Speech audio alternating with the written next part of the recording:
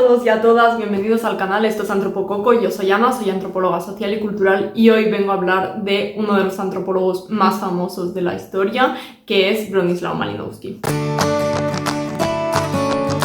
La idea de este vídeo no es soltar una chapa inmensa sobre las teorías de Malinowski, sino hablar más de él como personaje, como persona, como antropólogo, ya que siento que muchas veces nos centramos en las teorías y en los libros que ha escrito esa persona, pero no conocemos tanto su historia de vida. Así que hoy vamos a conocer un poco más a Bronisław Malinowski. Seguro que si habéis empezado a estudiar antropología o a investigar un poquito, es de los primeros nombres que aparecen. Y no es para menos, ya que cambió para siempre la forma de hacer de la antropología. Fue pionero en el trabajo de campo y padre del funcionalismo. Pero también fue un ser humano lleno de contradicciones, de luces y sombras. Su lado más oscuro salió a la luz tras su muerte, pero eso lo veremos más adelante en el vídeo de hoy. Y vamos a descubrir la vida y legado de Malinowski, que por cierto me parece un nombre icónico. Al principio es un poco difícil de aprender a escribir, pero luego ya es como que lo vas a recordar siempre. Vamos a empezar por una de las cosas más importantes,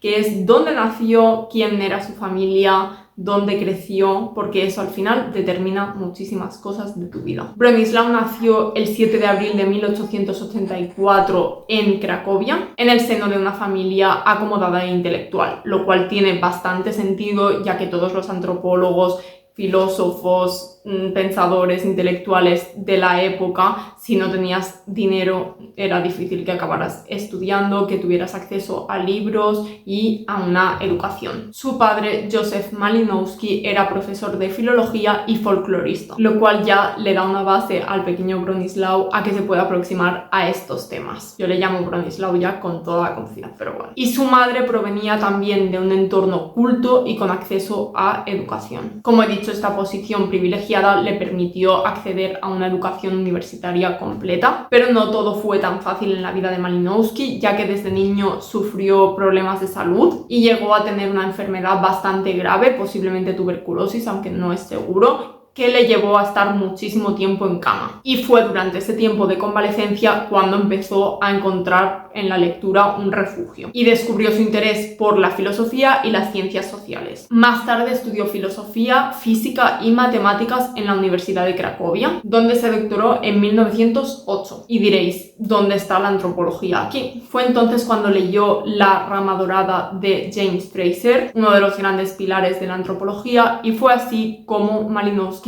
abrió la puerta a la antropología. Tras pasar por Leipzig y Viena, Malinowski viajó hasta Inglaterra para formarse en la London School of Economics, donde obtuvo su segundo doctorado. A todo esto estamos en 1913. A partir de ahí empezó a impartir clases y se empezó a interesar por las formas de intercambio de los pueblos aborígenes. Un tema que, si conocéis Los Argonautas del Pacífico Occidental, la obra culmen de Malinowski, sabréis que es su tema central. Años después, la Primera Guerra Mundial le sorprendió en Australia. No podía volver a Europa por la guerra y eso le llevó a empezar su famoso trabajo de campo en las Islas Trobriand, que es la actual Papúa Nueva Guinea. Allí pasó largos periodos con los habitantes locales y fue así como desarrolló lo que hoy conocemos como observación participante, es decir, vivir con la comunidad, aprender su idioma y estar presente en el día a día. Esto supuso una revolución metodológica que convirtió el trabajo de campo en la base de la antropología moderna. Y de esta experiencia de la convivencia con los habitantes de las Islas Trobriand surgió el trabajo de campo tan conocido como Los Argonautas del Pacífico Occidental, que publicó en el 1922 y es su obra más famosa, donde nos describe el sistema Kula, que consiste en un intercambio de collares y brazaletes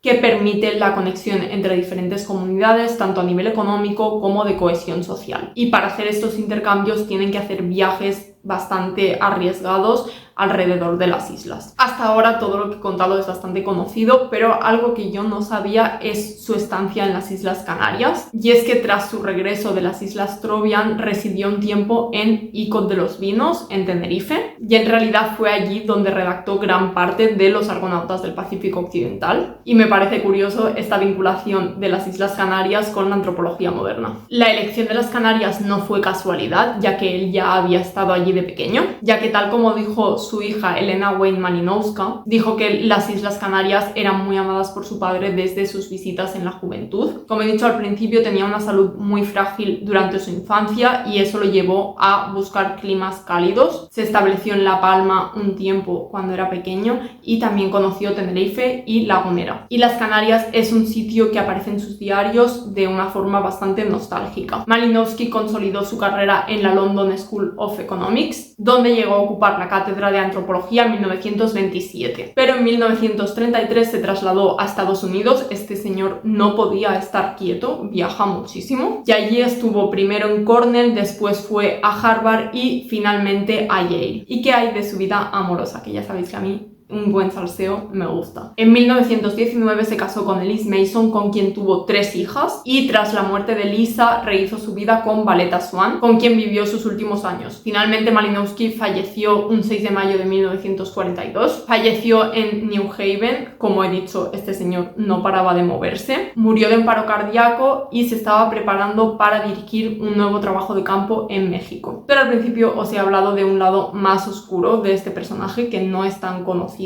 y que, como os he dicho, salió a la luz tras su muerte. Y es que en 1960, cuando él ya había fallecido, se publicaron sus diarios. Y ahí apareció un Malinowski muy distinto del que se conocía públicamente. El tema de los diarios y las cartas personales me genera como bastante contradicción, ya que por un lado nos ayudan a conocer a estos personajes de la antropología en más profundidad o de cualquier ámbito en general, pero me genera un poco de contradicción porque no los escribieron para que fueran publicados, y menos si no los publicaron en vida y los publica otra persona. Por lo tanto, es bastante invasivo. Es como si de repente mueres y leyeran todos tus WhatsApps y todos tus mails. Sería bastante turbio, pero bueno, como es una información pública yo la comento. Pero ¿de qué hablaba en estos diarios? En ellos hablaba de la soledad, de sus frustraciones y también de sus deseos sexuales hacia algunas mujeres troviandesas con las que compartió esta estancia en su trabajo de campo. Hay una frase que decía literalmente: no podía dejar de ponerles las manos encima, lo cual no hace falta que yo me pare a explicar lo mal que está esto. Tampoco habla de si había consentimiento, sino de si era recíproco, pero bastante turbio. Sobre este tema de sus fantasías